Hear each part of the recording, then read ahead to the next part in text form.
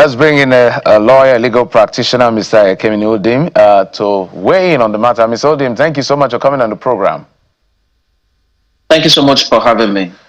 So the United States has been busy with Nigeria since the incident of the Christian genocide that they hold on to, which the government has worked so hard to counter time and again. And we've seen that has culminated in things like sometimes more killings have happened, the U.S. Bombing somewhere in Sokoto, some trips for lobbying, the president's wife in America at a breakfast meeting with Donald Trump, commended by Donald Trump for being a respected person. We can go, there are different shades to it.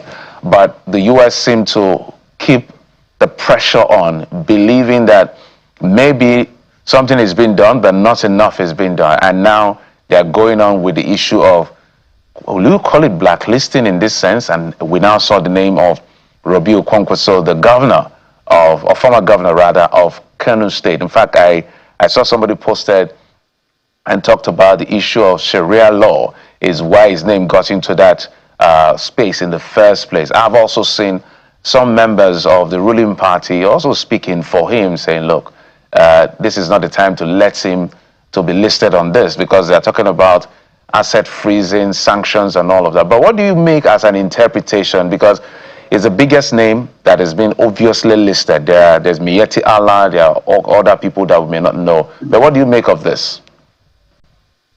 Well, I have seen the bill that has been placed before the United States House of Representatives, which talks about religious freedom and accountability in Nigeria. And it is part of that conversation about what's going on in Nigeria, the persecution of Christians and the persecution of religious minorities in the country. And it has now been placed before the House of Representatives.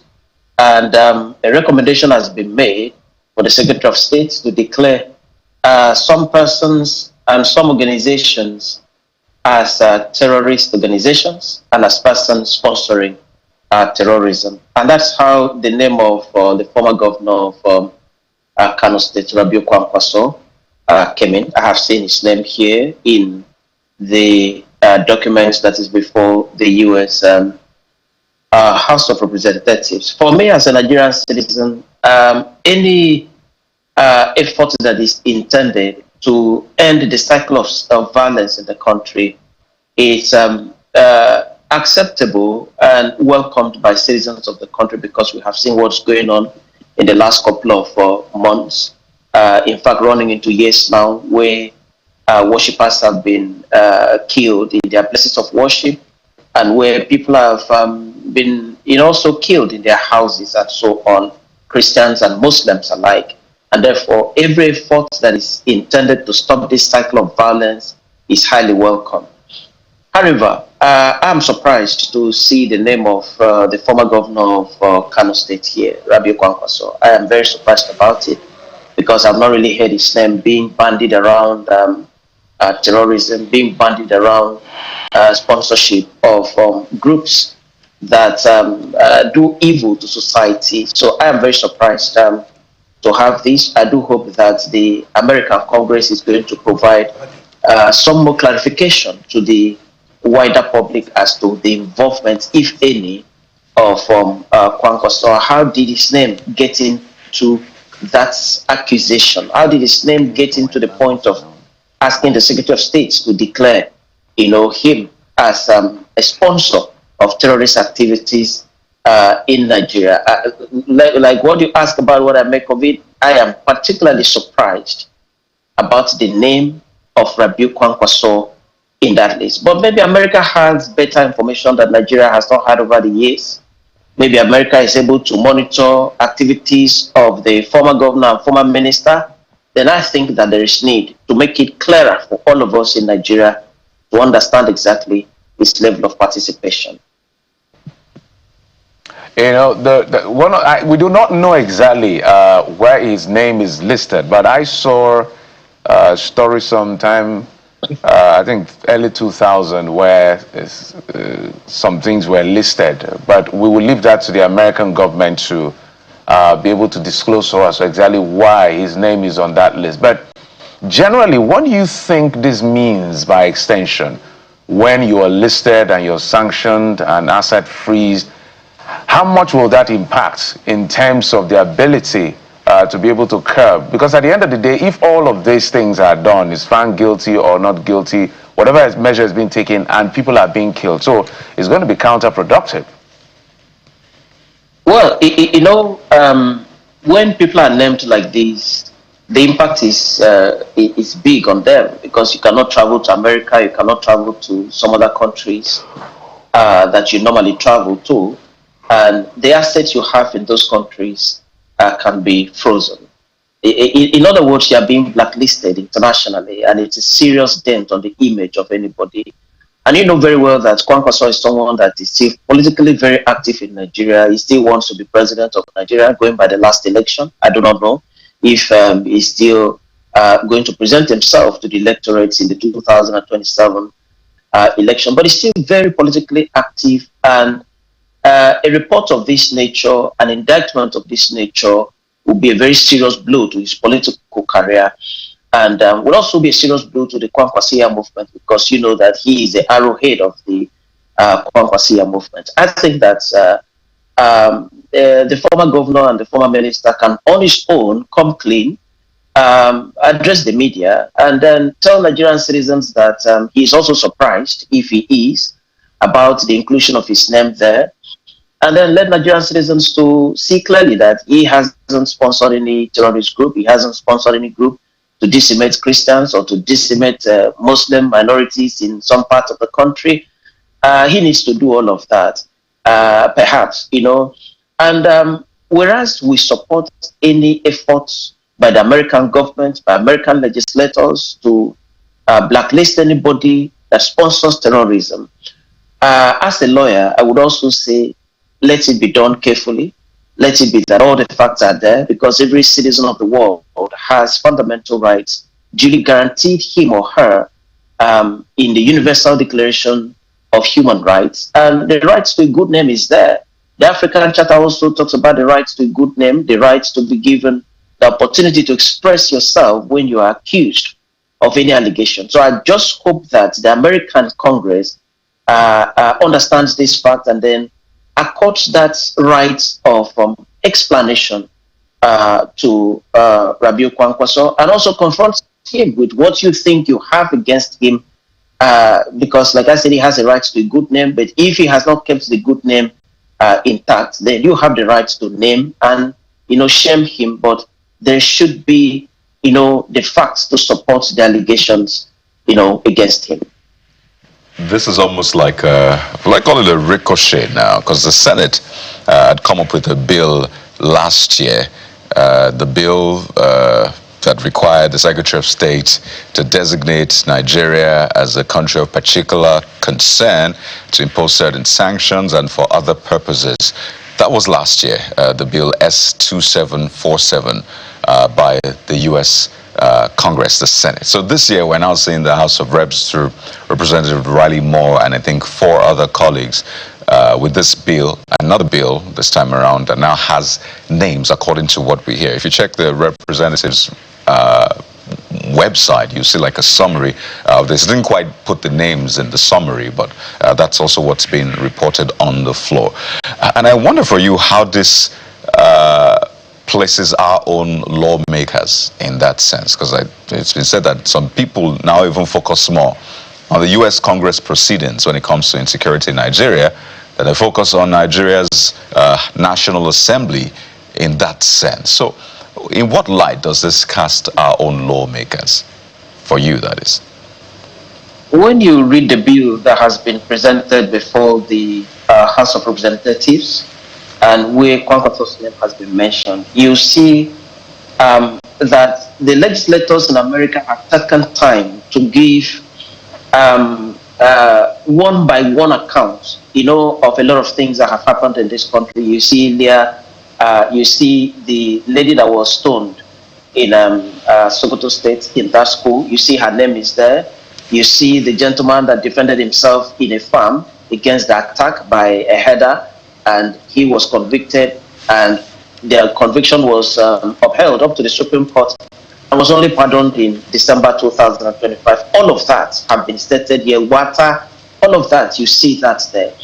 And you get this feeling about how would people from outside Nigeria be more particular and more interested about ending the cycle of violence in Nigeria. And yet in Nigeria, what you see our legislators mostly do is denial.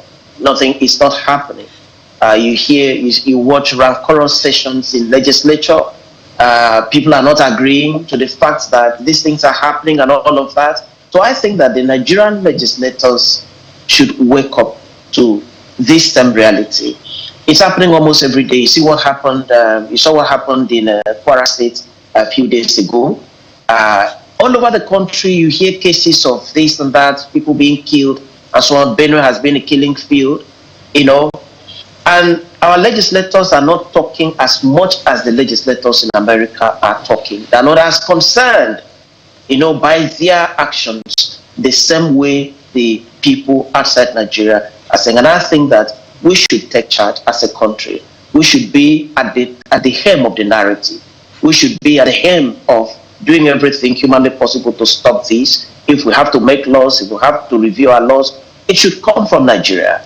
For me, it's a shame when I see that others outside Nigeria are the ones that are even more concerned and taking concerted efforts, towards eliminating what's going on in the country. We should be the ones doing that. Our legislators should be the ones, presenting bills of this nature to the House of Assembly, House of Representatives, and the Senate. But what you see is that the other time you saw United Arab Emirates sending names to Nigeria and saying these are the persons that we suspect. Okay, we have evidence of this person sponsoring terrorism in Nigeria. And what has Nigeria done with that list? I doubt if anybody has even been taken to court, or any pronouncement being made against the person by the Nigerian government. I think this laxity is not helping the fight against the destruction of human lives in the country. And I think that the legislature in Nigeria should also wake up like their counterparts in the US are doing. Well, indeed, it's a discomforting irony to note that the Nigerian Religious Freedom and Accountability Act 2026 doesn't originate from the hallowed chambers of Nigeria's National Assembly, but from the US Congress. And it's also reminiscent of the alarm being raised consistently by a certain US missionary who is helping to rebuild Yawata, who is fingering a particular group for being responsible for the attacks in northern Nigeria. And now if we amplified that now, it would be misconstrued. But to double down on my colleague's question, is it a challenge that, the heterogeneous outlook of Nigeria's National Assembly is a problem, for anyone, perhaps in the North Central, where the killings, the targeted killings occur the most, to advance a cause like this one, or to scale through in the first place any legislation? The fact that predominantly we have more legislators from the North cumulatively than those from the South or the North Central part, where these issues, are predominant. Well, I think it's a combination of a lot of factors. Nigeria has been heterogeneous right from 1914, when Lord Frederick Lugard merged the North and the South together without minding our dissimilarities, as a people. But what we need to do as a people is to manage that dissimilarities that we have, the heterogeneous state of affairs in Nigeria. But when you watch the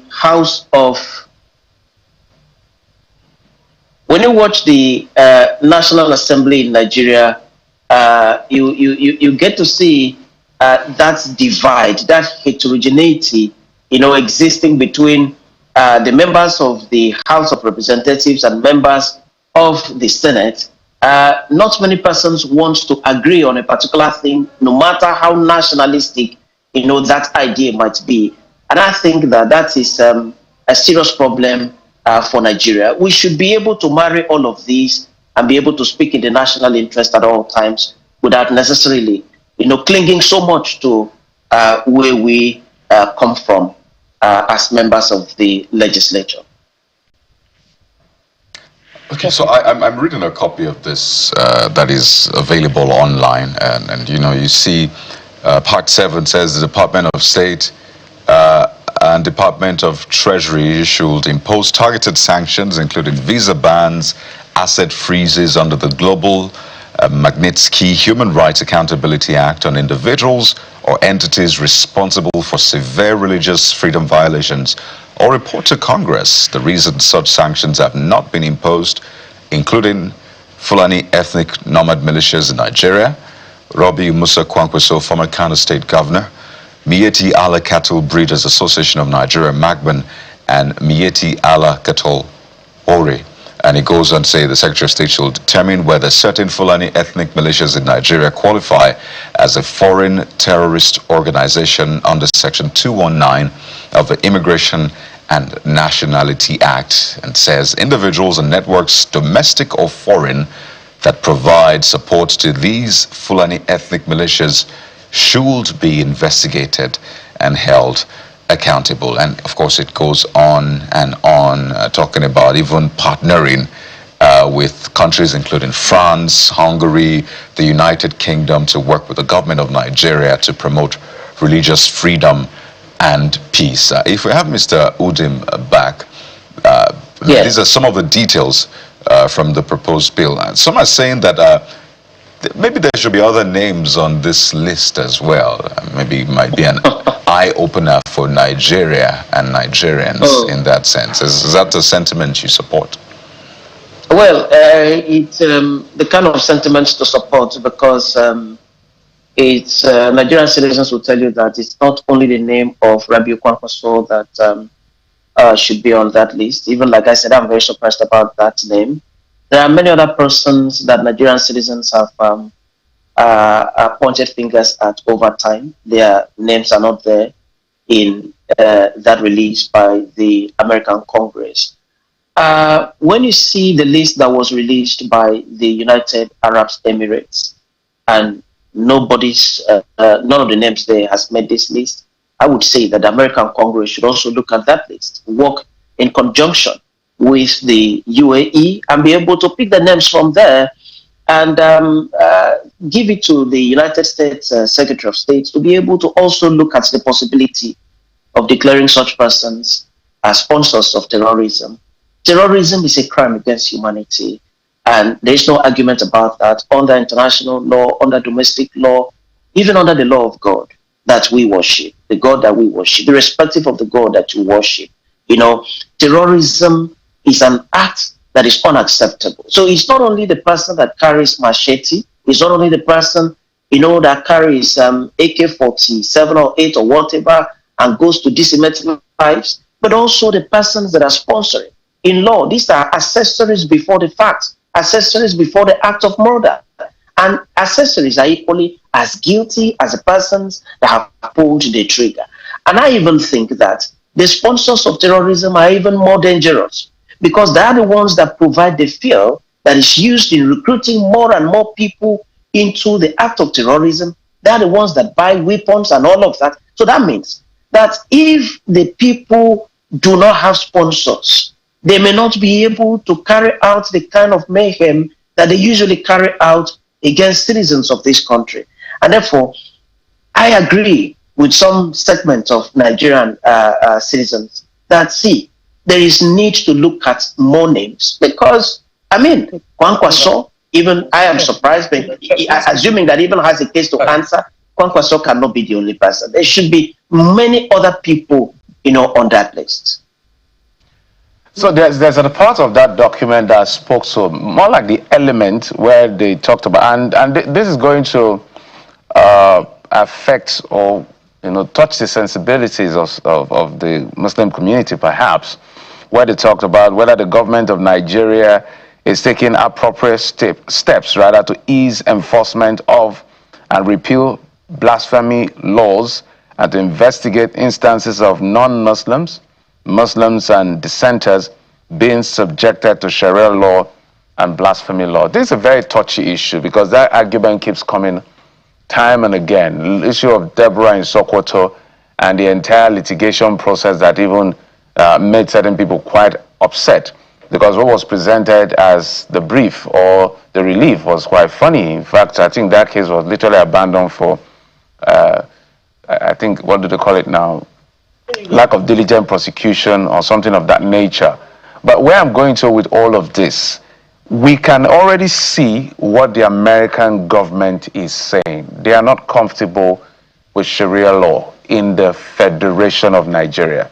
But Nigeria is a sovereign country, perhaps permitted Sharia law to operate side by side with the Constitution of Nigeria. Even in Nigeria, that debate is on. Why are we having another set of law within Nigeria? And then the argument as to it's for Muslims, it's for family-related issue.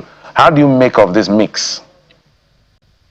Well, the law recognizes Sharia. The Nigerian legal system recognizes Sharia as customary law, okay, law that is applicable to the adherents of the Islamic faith. So it is part of the laws of the legal system of Nigeria. And even in the appointment of justices to the Court of Appeal and to the Supreme Court, the Constitution of Nigeria has made provision for the appointment of not less than 3 justices that are learned in Islamic law and also customary law if you are appointing them from the South. So it is part of the legal system of Nigeria, just like it is also recognized in other countries of the world. But other countries of the world have been able to manage theirs very well and draw a distinction between what I believe personally and what should be secular, what the laws of the country says. Now, you remember way back, I think in 1999 or 2000, early 2000, Obasanjo had that serious fight, in quote, with the then governor of Zamfara State, Yerima. It wasn't Rabiu Kwankwaso that introduced Sharia in the north, that's implemented Sharia law in the north. I still remember it was Yerima that started it, and Obasanjo was at loggerheads with Yerima. He did everything to stop him. But I think at some point, he just had to allow it because the law recognizes the fact that you have the rights to freedom of worship and so on. But this is what I think Nigeria should do. Nigeria should be able to draw a distinction between what I believe personally and what should be secular. We're a country that religion should not be the reason why certain actions are taken. Religion should be personal. Now, like you rightly cited in that very documents currently before the Congress in the United States of America, they have mentioned the issue of people being killed because they have said something that adherents of the faith have seen to be unacceptable to the faith. And so people go out in defense of the creator and to the extent of even killing. And that report before the Congress is against that. It's saying that Nigeria should look at the blasphemy law. And I support that. Why do you kill? Because someone has made a statement that you feel is unacceptable. Why not punish the person in another way? Why not find the person? Why not have laws that the person will be taken to prison for 1 month or 2 months or whatever, but not allowing anybody to be killed? Remember what happened in Sokoto to the schoolgirl when she was stoned? That was very barbaric in the 21st century. And Nigeria as a country shouldn't allow that to happen. And I totally agree with that proposal, with that inclusion in the document that is before the Congress, which I have read. That, see, Nigeria appears to be one of the few countries in the world where blasphemy would be the reason, why somebody should be stoned and stoned to death. In Christianity, where I worship, Christianity would not allow you to stone someone to death for calling Jesus Christ a name that is unacceptable. But I think that Christianity would rather tell you, no, you shouldn't say that about our Lord and Savior, and have other ways of correcting. And I think that other religions in the country should also follow the same thing, taking the template from Christianity, where people are not killed, people are not stoned to death, the people are given an opportunity to correct whatever misinformation you had said or you had given about the symbol of the faith. Religion is a sensitive matter, no doubt, and people should also respect other people's religions. But whenever it occurs, you remember what happened during this day. There was a time that someone was, he said something was declared, fatwa was declared against him or something. Religion is a sensitive matter. We must respect people's religion. But at the same time, we should be able to be tolerant enough not to kill because something unacceptable has been said about our religious beliefs. Yeah, but it's important to also, capture into the conversation that the new Nigeria People's Party has reacted, to this particular development and has pushed back on the naming of its principal, Alhaji Rabiu Musa Kwankwaso, as one of those who should face sanctions for encouraging religious persecution. It has expressed shock at this allegation, and of course, we hope to hear more from the new Nigeria People's Party or from those who are close to the principal or the leader of the political party in Kano State, and indeed at the national level. But speaking of more names that may emerge, perhaps we're forgetting also that this has a background in 2025, where there were reports that 12 governors face risk of U.S. sanctions following the designation of Nigeria as a particular concern, a country of particular concern. And at that time, it was just one name that was named in the U.S. Congress, to have proposed this bill. Now there are about 5 names besides, I believe, Senator Chris Smith. But let's look at this issue of, religious persecution, or if you like, intolerance. The latest round of killings that we are hearing is from Woro in Kwara State, where reports are to the effect that the people refuse to accept a particular brand of Islam. Now, Mr. Odim, is the political elite aware, of the magnitude of the challenge that we have in terms of religious extremism, or is it playing the ostrich? What sense are you getting about this particular problem? Because this now goes beyond, a matter between Christians and Muslims, but there is a fundamental problem within a particular religion itself. From my observation, the political elites in this country, they abandon the people after election. How many times do they go back to the places that they went for campaign after they have won? Very few times. So they seem to abandon the people immediately after election. They are done, they go to the tribunal. Tribunal has declared them victorious and all of that. And that's all they are concerned. They now stay at the city center, at the state level.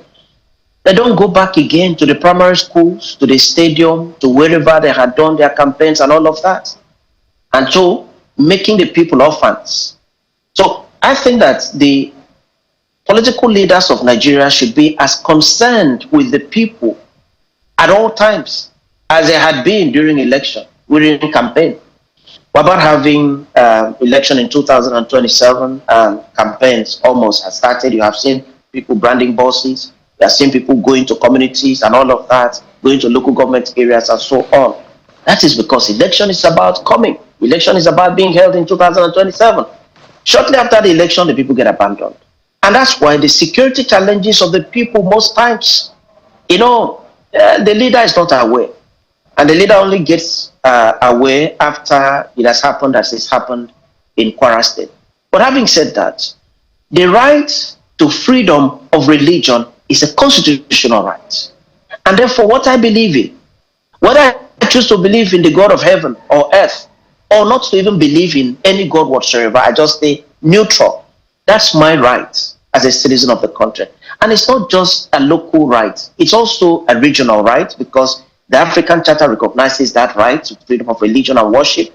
The Universal Declaration on Human Rights also recognizes that. And therefore, what you need to do is just to persuade someone to join your own religion. If the person says no, it shouldn't be a death sentence. It is unacceptable, and it doesn't even paint Nigeria in good light that in the 21st century, people are still being forced in some communities to join a particular faith. And when they don't join, they are being killed. It's unacceptable. And I hope that the National Security Advisor should take this seriously, go all out for the persons that have committed these crimes. The persons that committed the crime in Kwara State, we've not heard of any arrest. We've not heard. I do not know if they have been arrested and are yet to be presented to citizens of Nigeria, or were yet to be told about it. We also need to be told about it because we heard that several persons have been killed. So I would call on the National Security Advisor, Nuhu Ribadu, to take this as a serious issue. Go after these persons that are forcing people to join their own faith. It's unacceptable. It's unconstitutional. It's not known to law. In fact, it's not even known. It's not acceptable even to nature. Allow someone to believe in what he chooses to believe in. That's what works for him. But to compel and now have death as the punishment for refusing to join is totally unacceptable. And you have seen that also reflecting in what has been presented before the Congress in America, which I have gone through. All of these have been, taken into consideration. And I think that Nigeria should not take it for granted. Nigeria should not take the right to freedom of religion as a right that can be infringed upon without consequences. All right, so Mr. Keminde, let's segue from here to what Nigerians have been talking about. Since you are a lawyer, let's talk about the issue around the Electoral Act Amendment Bill, which has been generating a lot of debate and concern as far as this 10th National Assembly is concerned. What's your general overview of what has played out between the Senate and the House of Reps and the expectations of Nigerians? Well, let me give a bit of a background. I've done election petition in the last 3 general elections in Nigeria, 12 years. I've been counsel for the petitioner in some cases, and I've been counsel to the respondents in some cases. Most of the cases I represent the respondents. So I have an understanding of how things play out at the election petition tribunal. Now, immediately I heard the Senate bringing that proviso into the conversation, I lost hope. I just lost hope. I said, well, it's going to be difficult for us to have that free and fair election that we are expecting, in the country. Why? By the time you bring in the proviso, it is the proviso that is usually capitalized upon for the rigging. That proviso is like election rigging machine. And I thought that proviso was not going to be there. Remember what Obi took to the court. Remember what Atiku took to the court. They were saying that by the guidelines of INEC, this is what was supposed to apply. But I did not apply. And therefore, they were rigged out of the election. But what did the court say? The court said, no, there is no such provision in the Electoral Act. It's only the guidelines. So we had expected that. We have a provision in the Electoral Act that is very clear about transmission, because it is during transmission that the rigging is during collation that is the rigging is mostly done. And therefore, I had personally expected as a Nigerian citizen and as a lawyer that such proviso would not be part of that law. But for as long as that proviso is part of the law, well, we only take what we see. Right. I would tell Nigerian citizens not to be too optimistic about how free and fair that election is going to be. We take what we see, because that proviso is something that is going to assist some mischievous persons in doing the other way around, outside free and fair election. All right, Mr. Keminde, we still have one more step, actually 2 more steps to go on this. The conference committees of both houses, or both chambers, will be meeting to harmonize that position. So they either take the position that I believe a generality of Nigerians want, and then the position of the Senate, which is the controversial end. The House of Reps, nobody really has qualms with it besides the word real time. But I must thank you so much for coming on the program. Thank you for your expert views on the matters we've raised with you. Ekemi Nudim is a legal practitioner joining us from Uyo, the Akwa Ibom State capital. Thank you, sir. Many thanks for having me. We'll take a break, and when we come back after this break, we'll head to Ebonyi State to talk about some controversial security boundary-related issues. Join us again in such a moment.